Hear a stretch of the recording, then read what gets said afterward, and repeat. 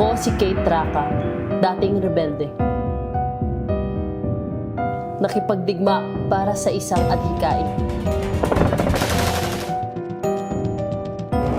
Adhikaing akala ko ay tama, itinatak sa akin.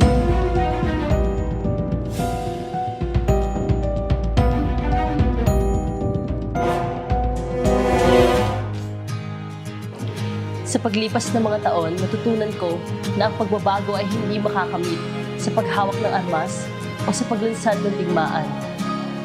At ngayon, mula sa mga sugat ng nakaraan, sana maging inspirasyon ang buhay ko para sa mga taong naghahanap ng liwanag at pagbabago.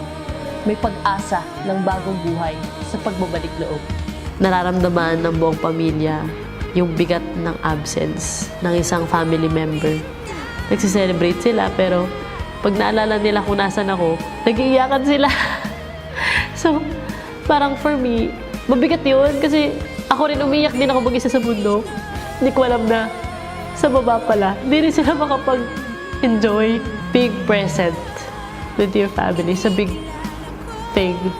Panahon na para isipin natin kung saan ba nagmamatter yung presence natin. Sana po, ilabas niyo na po yung anak namin. May naghihintay pa sa inyong pamilya. Umuwi ka sa bahay na. Umuwi ka. Always put your family first. Lalo-lalo na sa mga dati kong kasamahan na hopefully makasama na yung mga family nila ngayong Pasko. Hopefully mag-surrender.